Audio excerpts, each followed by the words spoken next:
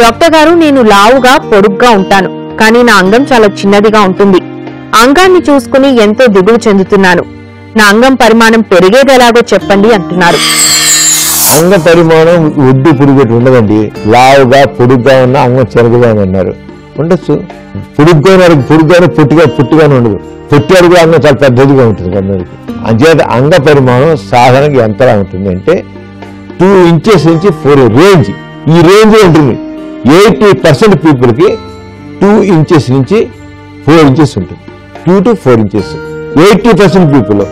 ఒక 20% పీపుల్ మాత్రం కొద్దిగా ఎక్కువ తక్కువ ఉంటాయి. అంటే 2 కంటే తక్కువ ఉండొచ్చు, 4 కంటే ఎక్కువ ఉండొచ్చు. ఒక 20% కేసులో.